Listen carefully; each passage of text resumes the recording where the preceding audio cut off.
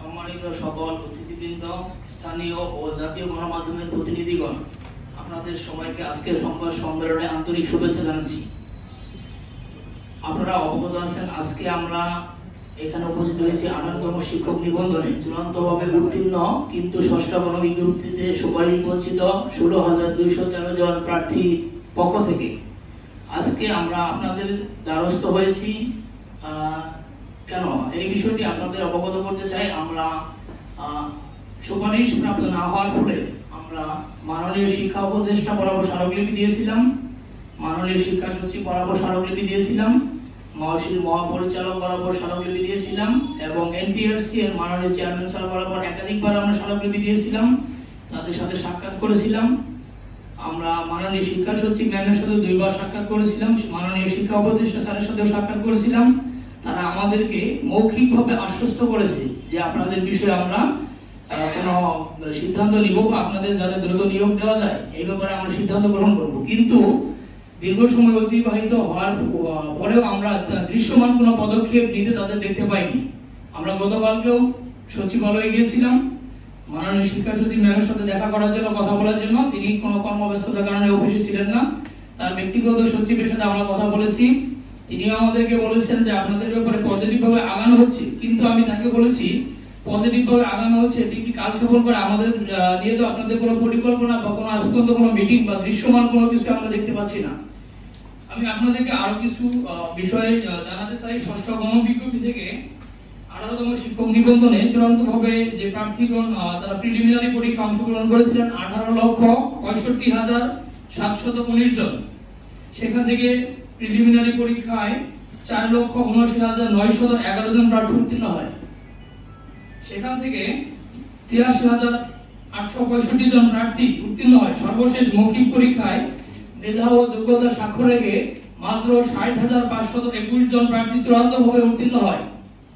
অর্থাৎ আজ আমরা এখানে যারা উপস্থিত হয়েছি তারা দেশের ভবিষ্যৎ প্রজন্মকে শিক্ষাদান করার জন্য রাষ্ট্র কর্তৃক যাচাইকৃত যোগ্য শিক্ষক। আমরা 3 ধাপে উত্তীর্ণ হয়ে এসেছি, প্রিলিমিনারি, রিটেন এবং ভাইভা পরীক্ষা। বাংলাদেশের অন্য কোনো জবের এত নজির নেই, এইরকম নজির নেই যে 3 ধাপে উত্তীর্ণ হওয়ার পরে 16,000 প্রার্থী এখান থেকে তারা সুপারিশ প্রাপ্ত না হয় বা তাদেরকে বিভিন্ন তুচ্ছ তাচ্ছিল্য করে অযোগ্য বলে গণ্য করা হয়। যেখানে এনটিআরসি কর্তৃপক্ষ নিজেরাই আমাদেরকে যোগ্য ঘোষণা করেছে, আমরা মেধা ও যোগ্যতা সাক্ষ্য দিয়ে এসেছি, কিন্তু তারা আমাদেরকে যদি বলে তারা মেধা তালিকায় পিছিয়ে তাদের বিভিন্ন ধরনের মন্তব্য করে, এগুলো আসলে সামাজিকভাবে দৃষ্টিকটু দেখায়। আমাদেরকে তারা যোগ্য ঘোষণা করেছে, তাদের নিকট শূন্যপদের চাহিদা রয়েছে, তারা অগ্রিম 3 বছরের শূন্যপদের চাহিদা নিয়ে রেখেছে। 2025, 26 এবং 27 সাল পর্যন্ত শূন্যপদের চাহিদা তারা নিয়ে রেখেছে। যেহেতু তাদের নিকট পর্যাপ্ত শূন্যপদ রয়েছে, আমাদেরকে একটা সিস্টেমেটিক ওয়েতে আমাদেরকে শূন্যপদ কম দেওয়া হয়েছে। পঞ্চম গণবিজ্ঞপ্তি এবং ষষ্ঠ গণবিজ্ঞপ্তি এই দুটি বিজ্ঞপ্তিরই কপি আমার নিকট রয়েছে। মাত্র 7 মাসের ব্যবধানে আমাদেরকে মাত্র 7 মাসের শূন্যপদ যুক্ত করা হয়েছে। 2025 সালে প্রায় লক্ষাধিক পদ শূন্য রয়েছে, কিন্তু 2025 সালে কোনো পদই তারা ষষ্ঠ গণবিজ্ঞপ্তিতে যুক্ত করেনি। 2026, 27 এই বাকি বছরগুলোতে রয়েছে, কিন্তু আমাদের যে চাওয়া সেটা হচ্ছে 2025 সালের 31শে ডিসেম্বর পর্যন্ত শূন্যপদ যুক্ত করে দ্রুত সময়ের মধ্যে একটি বিশেষ গণবিজ্ঞপ্তি।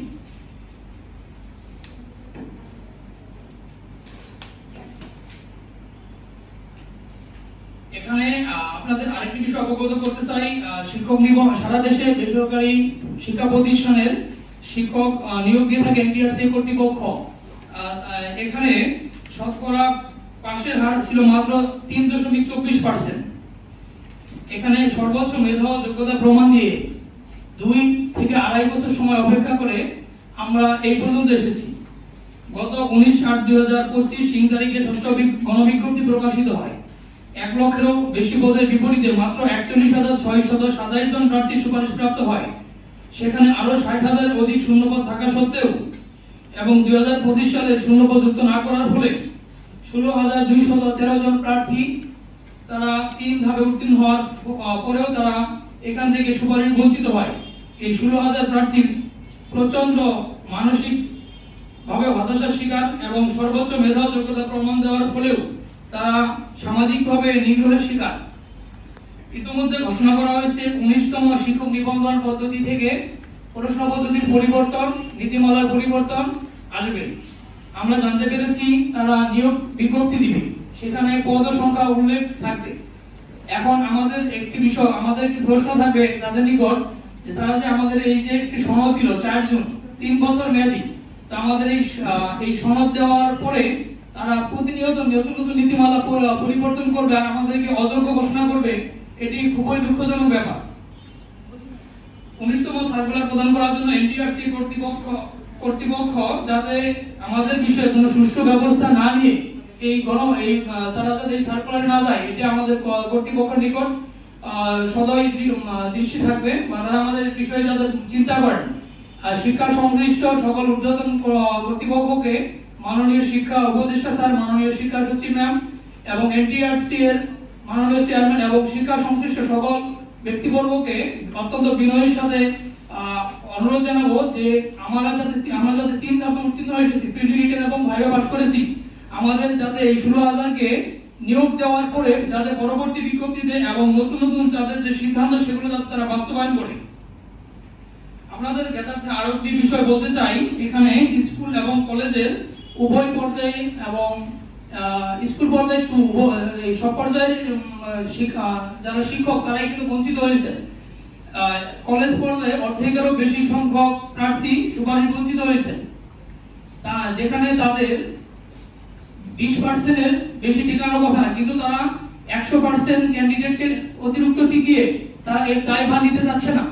এটিকে আমাদের ব্যর্থতা নাকি এটি তাদের ব্যর্থতা? এটা আমরা অবশ্যই বলতে চাই এটি তাদের ব্যর্থতা। এখানে যেহেতু আমরা উত্তীর্ণ হয়ে এসেছি, আমাদের এখানে কোনো ব্যর্থতা বা আমাদের কোনো দায়ভার নেই। এখানে আরেকটি বিষয় বলতে চাই, যেখানে সুপারিশ প্রাপ্ত হলেও আমাদের নিয়োগ প্রত্যাশীরা কিছু সংখ্যক শূন্যপদ কিছু সংখ্যক প্রার্থী যোগদান করেনি। এখানে কিন্তু 16,000 কে নিয়োগ দেওয়ার যে বিষয়টা, প্রাতিষ্ঠানিক বাধা ইতিমধ্যে ওঠানোর কথা শুনতে পেরেছি আমরা। প্রাতিষ্ঠানিক বাধা যদি উঠিয়ে দেওয়া হয় সেক্ষেত্রে 5,000 প্রার্থী নিয়োগ পাবে। এই 16,000 এর মধ্যে 5,000 কমে যাবে। আরো 5,000 প্রার্থী যোগদান করেনি, তাহলে 10,000, আর বাকি থাকবে মাত্র 6,000 প্রার্থী। এই 6,000 এর অধিকাংশ কিন্তু কলেজ পর্যায়ের যারা প্রভাষক পদে যারা উত্তীর্ণ হয়েছে তারা। তো এখানে যদি একটি এই ষষ্ঠ গণবিজ্ঞপ্তিতে যদি আমাদের পদযুক্ত করা হতো তাহলে আমাদের এই সমস্যাটি থাকতো না। যেহেতু তারা পদযুক্ত করেনি, আমরা বারবার তাদের নিকট আমরা দৃষ্টি আকর্ষণ করছি, আমরা চেষ্টা করতেছি শান্তিপূর্ণভাবে কার্যক্রম করার জন্য, কিন্তু যদি তারা আমাদের বিষয়ে কোনো যথাযথ ব্যবস্থা না নেয় তাহলে আমরা যে কোনো ধরনের কঠোর কর্মসূচি দিতে বাধ্য থাকবো।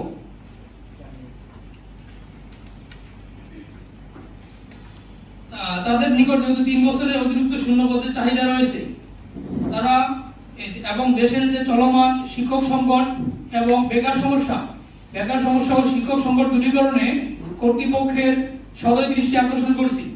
তারা যাতে আমাদের এই যোগ্য মেধাবী এই 16,000 শিক্ষককে শিক্ষকতার মতো মহান পেশায় আসার সুযোগ করে দেয়। আমরা প্রিলি রিটেন এবং ভাইভা উত্তীর্ণ হওয়ার পর আমরা শিক্ষক হওয়ার স্বপ্ন দেখেছিলাম, কিন্তু আমাদের এই স্বপ্ন আজ বিপর্যয়ের মুখে। এটি কর্তৃপক্ষের ব্যর্থতা বলতে পারি আমরা। আপনারা যদি আমাদের দিকে মানবিক দৃষ্টিকোণ থেকে বিবেচনা করতেন, অবশ্যই তারা আমাদেরকে যেহেতু টিকিয়েছেন, আমাদের সেরকম একটা পরিকল্পনা করে টিকিয়ে রাখতেন আমাদের, যাতে তাদের এই দীর্ঘ সময় বা যদিও একটি বেসরকারি শিক্ষক নিবন্ধন, কিন্তু এই এনটিআরসি থেকে কিন্তু সারা দেশে মানে বড় ধরনের একটা নিয়োগ হয়, এটি আপনারা অবশ্যই অবগত আছেন। 18 লক্ষ প্লাস পরীক্ষার্থী অংশগ্রহণ করেছে। বাংলাদেশের অন্য কোনো জবে কিন্তু এত ক্যান্ডিডেট হয় না। এখানে আমরা আমাদের যৌক্তিক দাবি আপনাদের নিকট জানাতে চাই। দেশের চলমান শিক্ষক সংকট যদি আরো তীব্রতর হবে যদি আমাদেরকে এই 16,000 কে সুপারিশ না করা হয়, যেহেতু পরবর্তী থেকে আমরা কিছু বিষয় জানতে পেরেছি, এমসিকিউ পদ্ধতিতে পরীক্ষা হবে 200 মার্কের, এবং মাদ্রাসার ক্ষেত্রে 160 এবং 40 মার্ক আদার্স বিষয়গুলো থাকবে। তাহলে আপনাদের নিকট আমি একটি প্রশ্ন রাখতে চাই যে আমাদের যেহেতু 100 মার্ক প্রিলিমিনারি এবং 100 মার্ক রিটেন নেওয়া হয়েছে, 19তম থেকে যেহেতু তারা 200 মার্কের এমসিকিউ নেবে, এই প্রশ্ন পদ্ধতির পরিবর্তনে আমাদের সাথে তারা কিভাবে এই বিষয়গুলো সামঞ্জস্য করবে? তারা যদি নীতিমালার পরিবর্তন না করতো তাহলে আমরা কিন্তু আমরা এই অবস্থায় আসতাম না। তাহলে কিন্তু আমরা স্বাভাবিকভাবে আমরা লেখাপড়া করতাম এবং আজ কিন্তু আমাদের কিন্তু শ্রেণীকক্ষে শিক্ষার্থীদেরকে পাঠদান করানোর কথা ছিল, কিন্তু আজকে আমরা রাস্তায় বা আমরা বিভিন্ন ধারে ঘুরতেছি। আমরা কখনো এনটিআরসি নিকট যাচ্ছি, কখনো আমরা মন্ত্রণালয়ে যাচ্ছি, কখনো আমরা মাউসিতে যাচ্ছি। এটি কি আমাদের ব্যর্থতা? এটি তো আমাদের ব্যর্থতা নয়। তারা আমাদেরকে যাতে দ্রুত সময়ের মধ্যে সুপারিশ করেন এই বিষয়ে আমরা শিক্ষা সংশ্লিষ্ট সকল ঊর্ধ্বতন কর্তৃপক্ষকে আমরা দৃষ্টি আকর্ষণ করছি। আমাদের শিক্ষা ব্যবস্থা যাতে হুমকির সম্মুখীন না হয়। এবং আপনারা অবগত থাকবেন, এনটিআরসি কর্তৃপক্ষের মাধ্যমে 60,000 জাল সনদ প্রদান করা হয়েছিল। তাদের বিরুদ্ধে কিন্তু কোনো ব্যবস্থা আমরা এখন পর্যন্ত নিতে দেখতে পাইনি। অথচ আমরা 3 ধাপে উত্তীর্ণ হওয়ার পরেও আমাদেরকে তারা কেন সুপারিশ করতেছে না? আমরা এনটিআরসি এর মাননীয় চেয়ারম্যান স্যারের সাথে দেখা করেছিলাম। তিনি বলেছেন আমরা নতুন সার্কুলার নিয়ে ভাবছি। তখন আমি বলেছি, স্যার আমাদের 3 বছরের আপনাদের নিকট যদি 3 বছরের শূন্যপদ রয়েছে, আমাদের কি দোষ? আপনারা তো আমাদেরকে সনদ দিয়েছেন, আমাদেরকে আপনারা সুপারিশ করতে পারেন। তখন তিনি বলেছেন আমরা রাষ্ট্রের রাজস্বের কথা ভাবছি। তো রাষ্ট্রের রাজস্বের কথা ভাবার বিষয়টি কি এনটিআরসির একা দায়িত্ব? এটি তো সামগ্রিক একটি বিষয়। এনটিআরসি কর্তৃপক্ষ কোনোভাবে আমাদেরকে বাদ দিয়ে কোনো পরিকল্পনা করতে পারে না। আমরা এখন যোগ্য নিবন্ধনকারী সনদধারী এবং আমাদের সনদের মেয়াদ রয়েছে। এবং সবচেয়ে শেষের দিকে যে পরীক্ষাটা হয়েছিল 18তম শিক্ষক নিবন্ধন, এরপরে কোনো নিবন্ধন পরীক্ষা হয়নি, যেহেতু তাদের নিকট শূন্যপদ রয়েছে এবং আমাদের যেহেতু সনদের মেয়াদ রয়েছে, বয়স রয়েছে, সবকিছু সময়সীমার মধ্যে রয়েছে। অতএব আমরা শিক্ষা সংশ্লিষ্ট সকল ব্যক্তিবর্গকে অত্যন্ত বিনয়ের সাথে বলতে চাই এবং তাদের দৃষ্টি আকর্ষণ করতে চাই যাতে আমাদের এই 16,000-কে একটি বিশেষ গণবিজ্ঞপ্তি দিয়ে দ্রুত সময়ের মধ্যে সুপারিশ করা হয়। বিশেষ গণবিজ্ঞপ্তি আজ নতুন নয়, এটি আপনারা অবগত আছেন। 2022 সালে এনটিআরসি কর্তৃপক্ষ একটি বিশেষ গণবিজ্ঞপ্তি দিয়েছিল এবং সেখানে তারা 15,163 জন শিক্ষকের সুপারিশ করেছিল। এটি তাদের নীতিমালায় রয়েছে বা তারা চাইলে এটি পারে। এটি আমরা এর আগে দেখতে পারছি। যেহেতু তারা বিশেষ গণবিজ্ঞপ্তি দিয়ে সুপারিশ করেছিল, আমরা চাই যেহেতু পরবর্তী পরীক্ষা থেকে নীতিমালা পরিবর্তন, প্রশ্ন পদ্ধতি পরিবর্তন, সবকিছুতে আমূল পরিবর্তন আসবে। এক্ষেত্রে আমাদের এই 16,000 যৌক্তিক দাবিকে যাতে অনতিবিলম্বে মেনে নেওয়া হয়। এবং আমি আপনাদের নিকট 2টি দাবি, আমাদের 16,000 সুপারিশ বঞ্চিতদের পক্ষ থেকে 2টি দাবি আপনাদের সামনে উপস্থাপন করছি। আমাদের প্রথম দাবি, 31শে ডিসেম্বর 2025 সাল পর্যন্ত শূন্যপদ যুক্ত করে দ্রুত সময়ের মধ্যে বিশেষ গণবিজ্ঞপ্তির মাধ্যমে সুপারিশ বঞ্চিত 16,213 জনকে নিয়োগ দিতে হবে।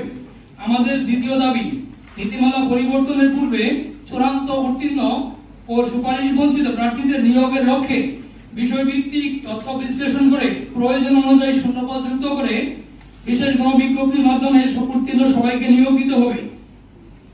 উল্লেখ্য যে শিক্ষক সংকট নিরসনে তারা এর আগেও এরকম বিশেষ গণবিজ্ঞপ্তি দিয়েছিল। আপনারা হয়তো জানেন, দেশের হাজারো প্রতিষ্ঠানে তীব্র শিক্ষক সংকট রয়েছে। প্রাপ্ত হিসাব অনুযায়ী 2025 সালে 1,20,000-এর বেশি শূন্যপদ রয়েছে।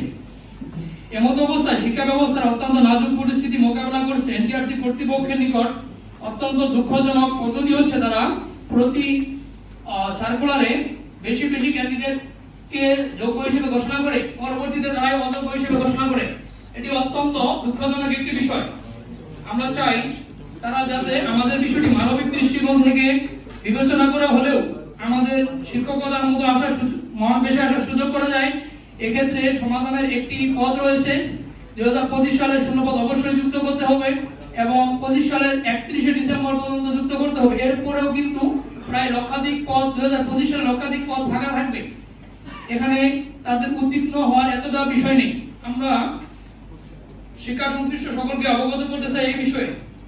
এর আগে আমরা বিভিন্ন বিষয় দেখতে পেরেছি যে তারা বিভিন্ন প্রতিষ্ঠানে অনেক জটিলতার কারণে কম নাম্বারও সুপারিশ প্রাপ্ত হয়েছে, যদিও তারা ক্রেডিটের উপর দায় চাপিয়ে দেয়। এই দায় তারা এড়াতে পারে না। এর তথ্য প্রমাণ আমাদের নিকট রয়েছে। তারা প্রতিনিয়ত নীতিমালা পরিবর্তন করে আমাদেরকে বিপদের সম্মুখীন করে তারা এই দায়িত্বহীন আচরণ করতে পারে না। এটি তাদের রাষ্ট্রের যারা নীতি নির্ধারক রয়েছে তারা এই বিষয়ে যথাযথ ব্যবস্থা গ্রহণ করবেন বলে আমরা আশা রাখি। বিপুল সংখ্যক প্রার্থীকে সুপারিশ বঞ্চিত করে তাদের এই সিদ্ধান্তকে আমরা তীব্রভাবে প্রত্যাখ্যান করছি। নতুন নিয়োগ পরীক্ষার মাধ্যমে আবারও কোটি কোটি টাকা অর্থ লোভে হাজারো যোগ্য শিক্ষকের জীবনকে তারা বলি দিচ্ছে। সুপারিশ বঞ্চিত প্রার্থীদেরকে এনটিআরসি কর্তৃপক্ষ তাদের কিছু কথা বলে কটূক্তি করে যে তারা অযোগ্য, অদক্ষ, মানহীন। আমাদের প্রশ্ন থাকবে, আপনারা আমাদেরকে যোগ্য ঘোষণা করলেন, আপনারা আবার বললেন যে তারা অযোগ্য, অদক্ষ, তারা শিক্ষকতায় আসার যোগ্য না, এরকম কথা শোনা যায়। তবে আমরা মাননীয় শিক্ষা সচিব ম্যামের নিকট আশ্বস্ত হয়েছিলাম, তিনি আমাদেরকে বলেছিলেন আপনারা আমাদের সন্তান তুল্য, আমরা চাই আপনারা শিক্ষক হন, এটি রাষ্ট্রের ক্রেডিট। আমরা তাদের এই কথায় আশ্বস্ত হয়ে কিন্তু এতদিন আমরা অপেক্ষায় ছিলাম, কিন্তু আমরা এই অপেক্ষার ফলে কিন্তু কোনো ফিডব্যাক পাইনি এখনো পজিটিভ। তারা আমাদেরকে শুধু বলতেছে যে আপনাদেরকে দ্রুত সময়ের মধ্যে নিয়োগ দেওয়া হবে, আপনাদের বিষয়ে আমরা পজিটিভ ভাবে ভাবছি এবং ইতিবাচক সিদ্ধান্ত নিচ্ছি, এরকম করে তারা আমাদের কালক্ষেপণ করতেছে এবং তারা কিন্তু আলটিমেটলি 19তম সার্কুলারের দিকে ধাবিত করছে সবাই। এবং 19তম নিয়ে নীতিমালা চূড়ান্ত হচ্ছে, প্রতিনিয়ত মিটিং হচ্ছে, বিভিন্ন আলোচনায় হচ্ছে, কিন্তু আমাদের এই যোগ্য 16,000 শিক্ষককে নিয়ে তারা কিন্তু কোনো আলোচনা, তারা যুক্তিযুক্ত আলোচনা বা আমাদের এটিকে সমাধানে তারা কোনো তারা প্রস্তাব রাখছে না।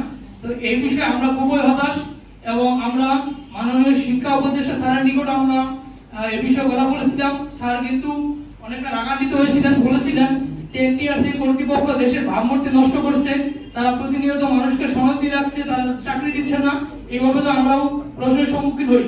তিনি আমাদেরকে আশ্বস্ত করেছিলেন আপনাদের ব্যাপারে যথাযথ ব্যবস্থা নিব আমরা এবং আপনাদের যাতে সুপারিশ করে যায় এই ব্যাপারে আমরা পদক্ষেপ নিব। শিক্ষা সচিব ম্যাম সেই কথাই পুনরাবৃত্তি করেছিলেন, কিন্তু আমাদের এনটিআরসি মাননীয় চেয়ারম্যান স্যার, তিনি খাদ্য মন্ত্রণালয়ে ছিলেন আগে, সেখান থেকে এখানে এসেছেন। আমরা তাকে অত্যন্ত বিনয়ের সাথে আমরা 3 বার স্মারকলিপি দিয়েছি, 2 বার মিটিং করেছি। তিনি কিন্তু আমাদের বিষয়টি অনেকটা এড়িয়ে গিয়েছেন, কিন্তু তিনি কেন এড়িয়ে যান? তার এখানে শুধু একার কেন ভাবতে হবে রাষ্ট্রের রাজস্বের কথা? রাষ্ট্রের রাজস্ব তো সবাই ভাববে। আমাদের কি দোষ? আমরা বাংলাদেশের নাগরিক, আমরা 3 ধাপে উত্তীর্ণ হয়ে এসেছি, চাকরি পাওয়া আমাদের অধিকার।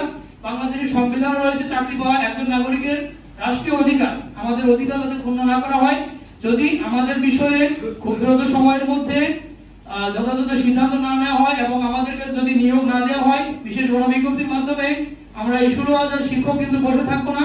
আমাদের পরিবার সহ কিন্তু রাস্তায় আসবে, রাজপথে নেমে আসবে, নিজের জীবনকে বিলিয়ে দিতেও তারা কিন্তু কোনো কার্পণ্য করবে না। আমি আবারও মাননীয় শিক্ষা উপদেষ্টা, শিক্ষা সচিব ম্যাম, এনটিআরসি চেয়ারম্যান স্যার এবং শিক্ষা সংশ্লিষ্ট সকলের দৃষ্টি আকর্ষণ করছি যাতে আমাদের এই বিষয়ে যথাযথ ব্যবস্থা নেওয়া হয় এবং 16,213 জন যোগ্য প্রার্থীকে বিশেষ গণবিজ্ঞপ্তির মাধ্যমে সুপারিশ নিশ্চিত করা হয়। ধন্যবাদ সবাইকে। আসসালামু আলাইকুম।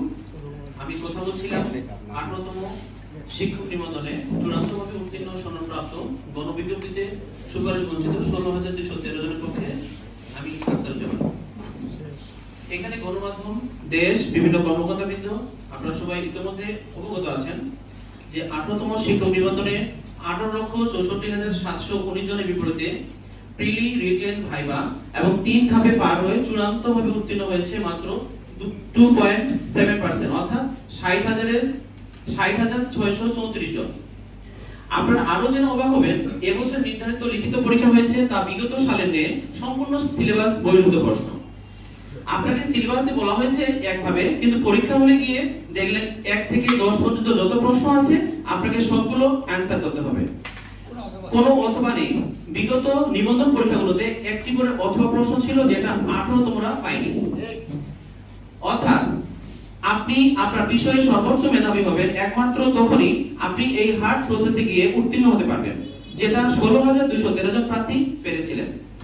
এবার ভাইভাতে এমন হয়েছে যে একটি প্রশ্নের উত্তর না দিতে পারলে বাদ দেওয়া হয়েছে, কিন্তু আমরা আমাদের মেধায় সর্বোচ্চটা দিয়ে 3টি ধাপ অতিক্রম করে উত্তীর্ণ হয়েছি। আমাদের দাবি হচ্ছে বিশেষ গণবিজ্ঞপ্তি। যদি আমরা বিশেষ গণবিজ্ঞপ্তি চাই তাহলে আমাদের যে দাবিগুলোর প্রেক্ষিতে আমরা, যেখানে এনটিআরসি নীতিমালায় বলা হয়েছে 4.1 এ যে শূন্য পদে চাহিদা প্রাপ্তি সাপেক্ষে এনটিআরসি এর প্রয়োজনে 3 মাস অন্তর নিয়োগ বিজ্ঞপ্তি প্রচার করতে পারবে। বিভিন্ন শিক্ষা প্রতিষ্ঠান থেকে প্রাপ্ত চাহিদা অনুযায়ী 3 মাসের মধ্যে প্রাপ্ত শূন্য পদের ভিত্তিতে ওয়েবসাইটে নিয়োগ বিজ্ঞপ্তি প্রচার করেন এবং নিবন্ধিত প্রার্থীগণ বিজ্ঞপ্তি প্রচারের 15 দিন অথবা এনটিআরসি কর্তৃক নির্ধারিত সময়ের মধ্যে অনলাইনে আবেদন করতে পারবে। আমি আরেকটি বিষয় আপনাদেরকে অবগত করতে চাচ্ছি, আমাদের বিশেষ গণবিজ্ঞপ্তি শুধু এবারে নয়, আপনারা একটু আমরা যদি পিছনের দিকে তাকাই আপনারা লক্ষ্য করবেন 2021 সালের মার্চ মাসে হচ্ছে তৃতীয় গণবিজ্ঞপ্তি প্রকাশ করা হয়। যখন 2021 সালের মার্চ মাসে তৃতীয় গণবিজ্ঞপ্তি প্রকাশ করা হয়, ঠিক এই প্রসেসিং গুলো লেন্থ হওয়ার কারণে 2022 সালের জানুয়ারি মাস পর্যন্ত এই নিয়োগ বিজ্ঞপ্তি এবং তাদের নিয়োগ প্রসেসিং গুলো একটু লং টাইম হয়ে যায়। 2022 সালের জানুয়ারি মাস পর্যন্ত যখন তাদের নিয়োগ প্রদান করা হয়, এই প্রেক্ষিতে তাদের অতিরিক্ত শূন্যপদ ছিল এবং শিক্ষকতায় ঘাটতি থাকার কারণে শিক্ষা ক্ষেত্রে শিক্ষার প্রদানে ব্যাহত হওয়ার কারণে সরকার কর্তৃক অর্থাৎ এনটিআরসি কর্তৃক তাদের নিয়মটির মধ্যে তারা একটি বিশেষ গণবিজ্ঞপ্তি নেওয়ার হাতে নিয়েছে এবং সেটি অবশ্যই দ্বিতীয় সপ্তাহ অর্থাৎ 15 দিনের মধ্যে তারা দ্বিতীয় গণবিজ্ঞপ্তিতে তারা সমর্থ হয়েছে। সেটা আপনারা দেখতে পাবেন 2022 সালের ফেব্রুয়ারি মাসের 6 তারিখে বিশেষ গণবিজ্ঞপ্তি প্রকাশ করা হয়। আমি আরেকটি বিষয় আপনাদেরকে জানাতে যাচ্ছি, এখানে বিশেষ গণবিজ্ঞপ্তি প্রকাশ করা হয়েছিল আসলে কি কি কারণগুলোতে। প্রথমত হচ্ছে শিক্ষক সংকট দূর করার জন্য, দ্বিতীয়ত হচ্ছে শিক্ষা ক্ষেত্রে যেন শিক্ষার মান উন্নয়ন হয় এবং শিক্ষা খাতে যেন ব্যাহত না হয় এটাকে উন্নয়ন করার জন্য, তৃতীয়ত হচ্ছে তাদের কাছে স্টক শিক্ষক রয়েছে।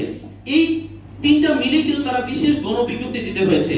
তো এখানে কিন্তু আমাদের এই সিচুয়েশনে আমরা যেখানে 18তম সুপারিশ বঞ্চিত রয়েছি, আমাদের বর্তমানে স্টক ওনাদের হাতে শিক্ষক রয়েছে এবং আপনারা জেনে রাখবেন বর্তমানে বিভিন্ন শিক্ষা প্রতিষ্ঠানে শিক্ষক অর্থাৎ যথাযোগ্য যোগ্য শিক্ষক না থাকার কারণে শিক্ষা পাঠে ব্যাহত হচ্ছে।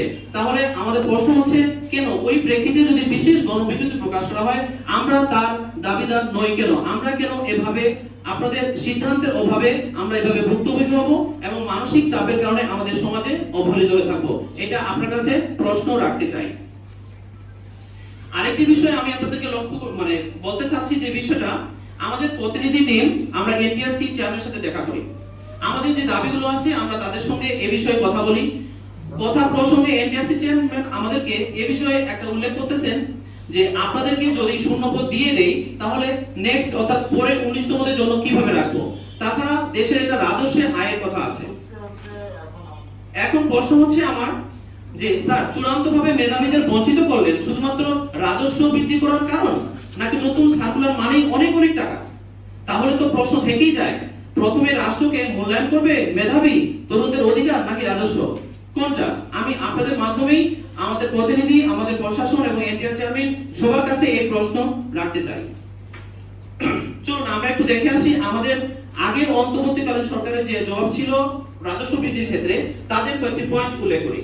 আপনারা জেনে রাখবেন 2 জুন 2025-26 অর্থ বছরে বাজেট পেশ করেন ডক্টর সালেউদ্দিন আহমেদ। এই বাজেটে শিক্ষা খাতে বরাদ্দ করা হয়েছিল 95,644 কোটি টাকা, যা গত বছরের তুলনায় 7,482 কোটি টাকা বেশি।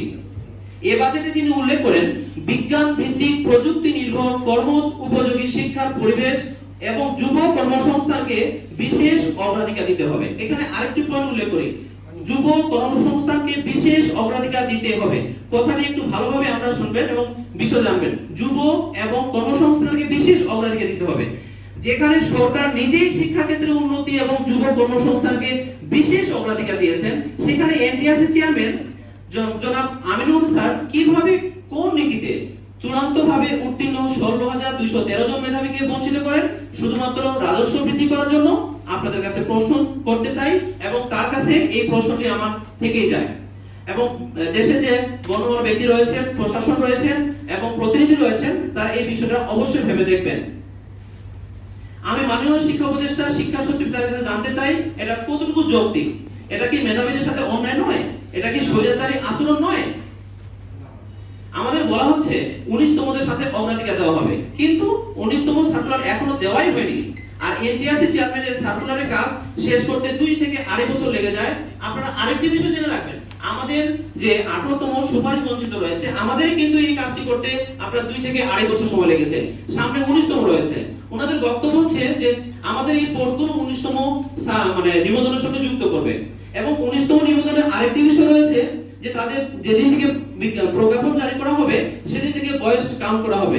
আপনারা আরেকটি বিষয় জেনে রাখবেন যে আমাদের মধ্যে অনেকেই এই 35 হচ্ছে, আবার 35 হয়ে গেলে আমরা অযোগ্য হয়ে যাব এনটিআরসি প্রতিষ্ঠানের কাছে।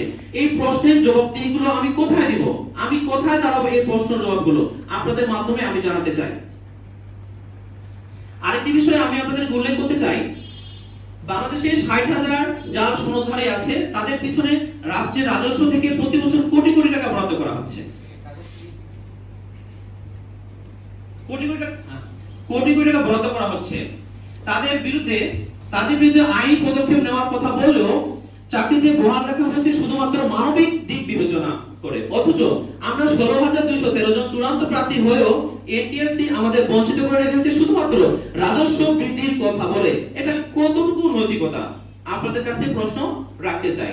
এছাড়া আপনারা আরেকটি বিষয় জেনে রাখবেন যে আমি আজকে এখানে কেন, আমি তো এখানে আজকে থাকার কথা নয়, আমার আজকে থাকার কথা হচ্ছে ক্লাসে আমি পাঠদান করব, এটা হচ্ছে আমার বর্তমান সিচুয়েশন। কিন্তু এই শিক্ষক হওয়ার জন্য বাংলাদেশের নীতি নির্ধারণ অনুযায়ী এবং নীতির প্রেক্ষিতে আমি শিক্ষক হওয়ার জন্য যে ধাপগুলো পার হওয়ার কথা, সেই ধাপগুলো প্রত্যেকটি সফলতার সঙ্গে আমি পার হয়েছি। তাহলে আমি এখানে কেন? সরকার যদি সে বিষয়ে আমাদেরকে সুপারিশ না করে তাহলে আমাদেরকে তারা কিভাবে সনদ দিল এবং আমাদেরকে অযোগ্য বলে ঘোষণা করলো যে যোগ্য শিক্ষক না পাওয়ার কারণে প্রতিষ্ঠানগুলো শিক্ষক সংকটে ভুগতেছেন। এটা কতটুকু যৌক্তিক আমি আপনাদের কাছে প্রশ্ন রাখতে চাই। আরেকটা বিষয়, বাংলাদেশের আইন মতে একজন শিক্ষক হওয়ার জন্য আমি প্রত্যেকটি লেভেল পার করেছি। তো আমি এখন এই মুহূর্তে আমি ক্লাসে থাকার কথা, ক্লাসে না রাখার দায়বদ্ধ কি আমার? এই দায়বদ্ধ কি আমার পরিবারের? এই দায়বদ্ধ কি আমার সমাজের? না, এই দায়বদ্ধ হচ্ছে সরকার, এনটিআরসি এবং আমাদের নীতি নির্ধারক যারা রয়েছে তাদের নীতিমালার উপর প্রশ্নবিদ্ধ থেকে যায়, তারা আমাদেরকে কিভাবে কি অবস্থায় রেখেছেন। ধন্যবাদ। আমি আমার পক্ষ থেকে যতটুকু বিষয় জানা ছিল এবং আমাদের 18তম সুপারিশ বঞ্চিত শিক্ষক নিবন্ধনে যে দাবিগুলো রয়েছে আমাদের সমন্বয়ক ভাই, প্রধান সমন্বয়ক ভাই উনি উল্লেখ করেছেন, এই দাবিগুলো আপনাদের কাছে রাখতে চাই। একমাত্র আপনারাই হচ্ছে আমাদের একমাত্র মাধ্যম যে এই বিষয়গুলো আমাদের সারা বাংলাদেশের প্রতিটি মানুষের প্রতিটি সেক্টরে যেন যায় পৌঁছায় আমার এই দাবিগুলো। আমি এই বলে আমি আমার বক্তব্য শেষ করছি। আসসালামু আলাইকুম। আমি তাসমিন জাহান মুনিয়া, আমি 18তম সুপারিশ বঞ্চিত সনদধারী একজন প্রার্থী। আজ আমি আপনাদের কাছে উপস্থিত হয়েছি আমাদের ন্যায্য দাবি আদায়ের জন্য। আমরা 18,65,719 জন প্রার্থীর সাথে প্রতিযোগিতা করে মাত্র 3.24% প্রার্থী যোগ্যতা সম্পূর্ণ চূড়ান্তভাবে উত্তীর্ণ হয়েছি। আমরা যোগ্যতার বিচারে আমরা 60,000 অন্তর্ভুক্ত হয়েছি চূড়ান্তভাবে। আমরা যখন চূড়ান্তভাবে উত্তীর্ণ হলাম আমাদের বিশেষ গণবিজ্ঞপ্তি দেওয়া হয়েছিল 25 সালের জুন মাসে, যেখানে পূর্বের যতগুলো গণবিজ্ঞপ্তি হয়েছিল যেদিন তাদের গণবিজ্ঞপ্তি পাবলিশ হয়েছে সেদিন পর্যন্ত তাদের শূন্য পদের অন্তর্ভুক্ত ছিল। কিন্তু আমরা যখন আসলাম তখন আমাদের শূন্য পদ অন্তর্ভুক্ত করা হয়েছিল 24 সালের মার্চ মাস থেকে 24 সালের অক্টোবর পর্যন্ত। মাত্র 7 থেকে 8 মাসের একটা শূন্য পদ নিয়ে আমাদের গণবিজ্ঞপ্তির অন্তর্ভুক্ত করা হয়, যেখানে আমরা 25 সালের আগস্ট থেকে 25 সালের সেপ্টেম্বর পর্যন্ত আমরা যোগদান করেছি। আমাদের হাতে এখনো 8-9 মাস ছিল, আমাদেরকে বঞ্চিত করে আমাদেরকে অধিক সংখ্যায় উত্তীর্ণ করেছে, সেটা বললে ভুল হবে। আমরা অধিক সংখ্যক প্রার্থীর সাথে প্রতিযোগিতা করে আমরা 60,000 প্লাস প্রার্থীতে অন্তর্ভুক্ত হয়েছি।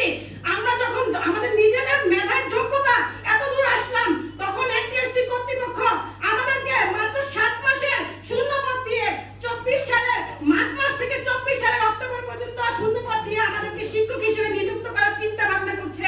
এনটিআরসি কর্তৃপক্ষের কাছে আমরা এটা নিয়ে বারবার গিয়েছি, তারা আমাদেরকে বারবার বলেছে বিশেষ গণবিজ্ঞপ্তি দেওয়ার কোনো দরকার নেই, কিন্তু তখন আমরা তাদের কাছে তুলে ধরেছি যে বিশেষ গণবিজ্ঞপ্তি এবারে নতুন নয়, বিশেষ গণবিজ্ঞপ্তি দেওয়া হয়েছিল 2022 সালে। তখন তারা আমাদেরকে বলেছিল যে 2022 সালের আগে করোনাকালীন পরিস্থিতি ছিল, এই কারণে করোনা কালের সময় একটা টিচার গ্যাপ তৈরি হয়েছে, তাই টিচার সংকট দূর করার জন্য তারা 2022 সালে বিশেষ গণবিজ্ঞপ্তি দিয়েছিল। তখন আমরা তাদেরকে বলেছিলাম যে আমাদের দেশে এখনো অনেক টিচার ঘাটতি রয়েছে, তখন তারা আমাদেরকে বলেছিল যে আমরা আপনাদের দিকটা বিবেচনা করছি। তারা আমাদেরকে বারবার বিভিন্ন ভাবে এই শিক্ষা মন্ত্রণালয়ের কাছে দ্বারস্থ করছে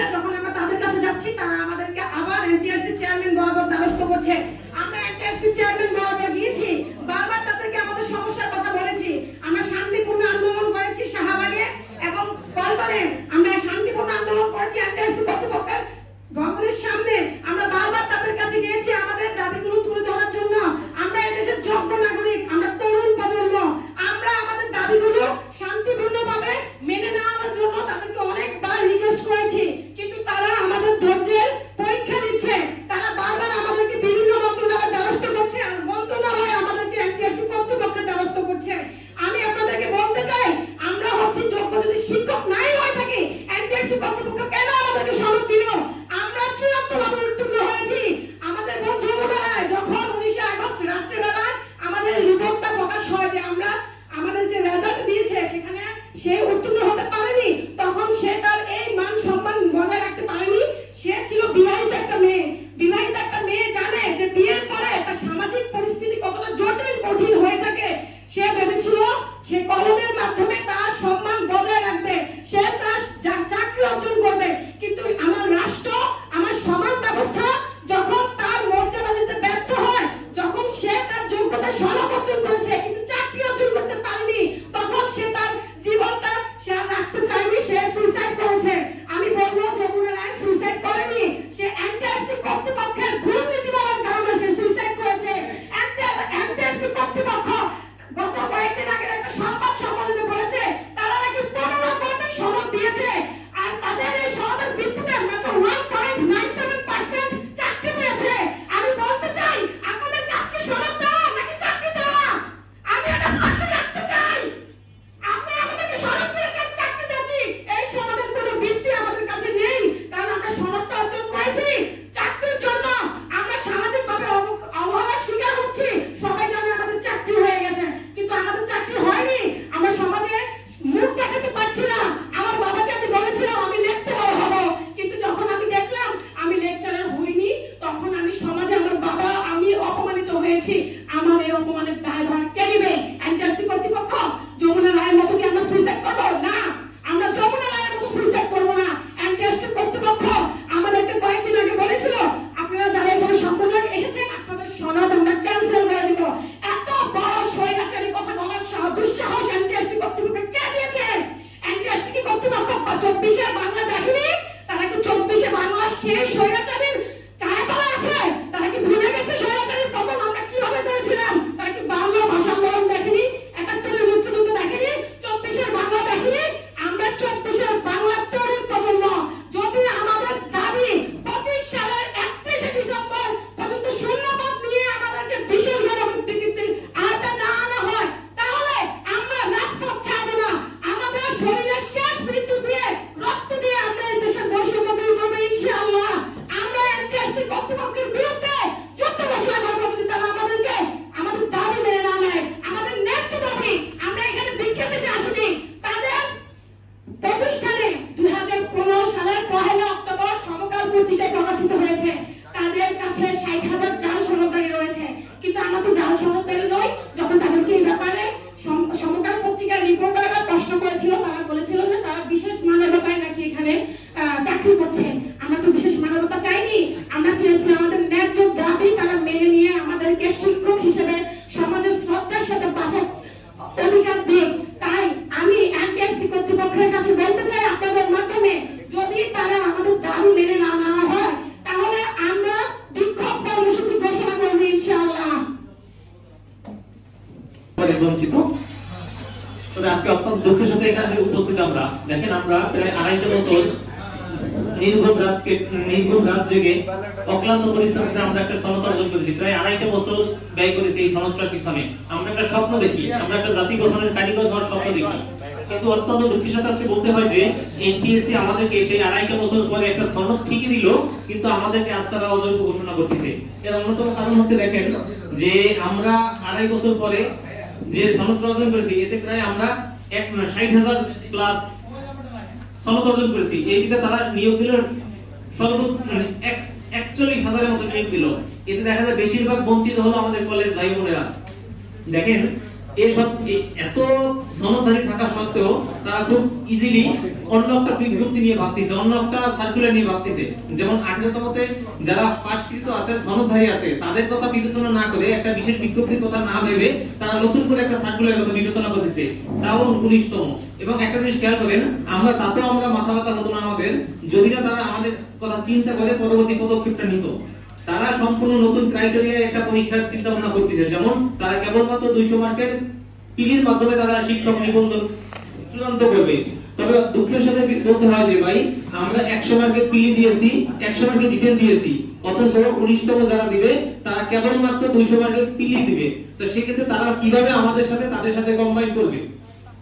তবে বিষয়টা হচ্ছে, দেখেন, এরপরে এত প্রতিকূলতার মধ্যে আমরা আজকে সনদপ্রাপ্ত প্রায় বেশিরভাগ কলেজ শিক্ষক, যেমন 50% এর উপরে কলেজ লেকচারার আমরা বঞ্চিত হয়েছি। তার ভিতরে অন্যতম আছে যেমন বাংলা। খেয়াল করেন, বাংলার মধ্যে মাত্র সুপারিশ প্রাপ্ত হয়েছে বাংলার ভিতরে সুপারিশ প্রাপ্ত হয়েছে মাত্র 530 জন, অথচ এখনো 700 জন সনদপ্রাপ্ত শিক্ষক রিজার্ভে রয়েছে। ইংলিশে চূড়ান্তভাবে সুপারিশ প্রাপ্ত হয়েছে 530 জন, অথচ এখনো 737 জন প্রার্থী সনদপ্রাপ্ত, যাদের সনদের মেয়াদ থাকবে 3 বছর প্লাস 35 বছরের নিচে তারা যে কোনো গণবিজ্ঞপ্তি আবেদন করতে পারবে, কিন্তু তা সত্ত্বেও তারা নিয়মিত চেঞ্জের কারণে তারা বঞ্চিত হচ্ছে। এছাড়া যেমন অর্থনীতিতে রয়েছে 128 জন, অথচ সুপারিশ প্রাপ্ত হয়েছে মাত্র 109 জন। রাষ্ট্রবিজ্ঞানে সুপারিশ প্রাপ্ত হয়েছে 284 জন, কেবলমাত্র এখনো তারা সনদপ্রাপ্ত কিন্তু চূড়ান্ত সুপারিশ বঞ্চিত হয়েছে 296 জন। এখন আপনাদের কাছে একটাই আমাদের প্রশ্ন, দেখেন, আপনারা গণমাধ্যম জাতির একটা মেরুদণ্ড, আপনাদের মাধ্যমে আমরা একটা প্রশ্ন এনটিএসসি কে করতে চাই।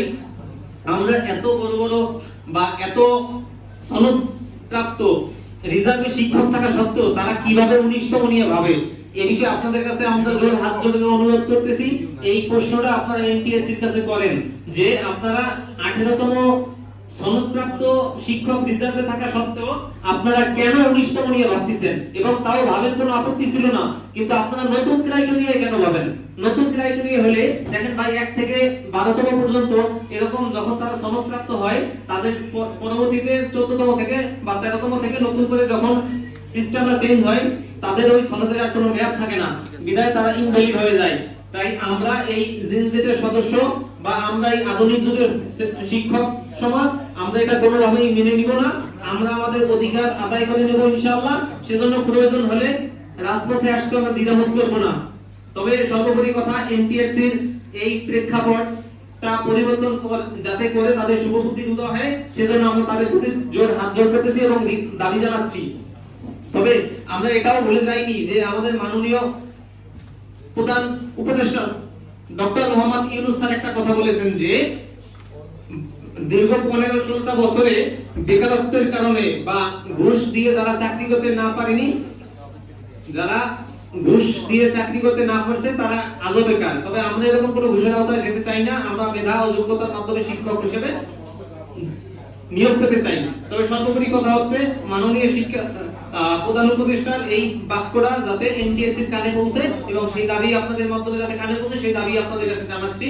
তবে পরবর্তী চিন্তা ভাবনা যদি আমাদের এই সংবাদ সম্মেলনের মাধ্যমে এনটিএসসির শুভবুদ্ধির উদয় না হয়, তবে আমরা আগামী 12 তারিখ থেকে রবিবার শাহবাগ চত্বরে আমাদের শান্তিপূর্ণ মহাসমাবেশ ঘোষণা করতে বাধ্য হব, যদি তারা রিসেন্টলি আমাদের ব্যাপারে কোনো পজিটিভ চিন্তা ভাবনা না করে। এই বলে আমি আমার বক্তব্য শেষ করতেছি। আল্লাহ হাফেজ। আমরা কিছুদিন আগে আমাদের এনটিএসসি চেয়ারম্যানের আমিনুল স্যারের একটা ওয়ার্কশপ ছিল, সেখানে আমাদের অনেক কর্মকর্তারা উপস্থিত ছিলেন। সেখানে স্যার কিছু কথা বলছিলেন, আমি আপনাদের সামনে তুলে ধরছি। আমাদের বারবার একটা বিষয় আসতেছে সনদ। আমরা যখন চূড়ান্তভাবে উত্তীর্ণ হই, প্রিলি, written, viva,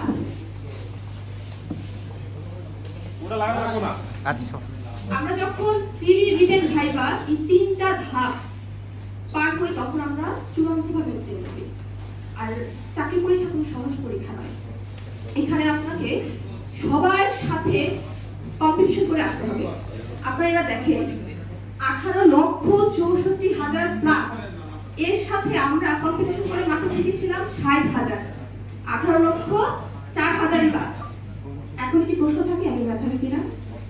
national post school two পর্যায়ের যে পরীক্ষাগুলো হয় সেখানে পাশ করা খুব সহজ, কিন্তু আমাদের এনটিআরসি চেয়ারম্যান জনাব আমিনুল স্যার তিনি বলছিলেন, আচ্ছা আপনারা তো যে প্রতিষ্ঠান থেকে পড়াশোনা করেন, ঢাকা বিশ্ববিদ্যালয়, জগন্নাথ ইউনিভার্সিটি থেকে তো আমরা আমাদের অনার্স মাস্টার্স কমপ্লিট করি, বা বিভিন্ন national university, public university, private university থেকে পড়াশোনা করি, তারাও তো আমাদের সনদ দেয়, কিন্তু তারা আমাদের চাকরি দেয় না। আমার আপনাদের কাছে প্রশ্ন, আমরা যখন কোনো প্রতিষ্ঠানে পড়াশোনা করি তাদের দায়িত্ব কি? আমাকে প্রশিক্ষণ দেওয়া, আমাকে প্রশিক্ষিত করা, যেন আমি চাকরির পরীক্ষা অংশগ্রহণ করে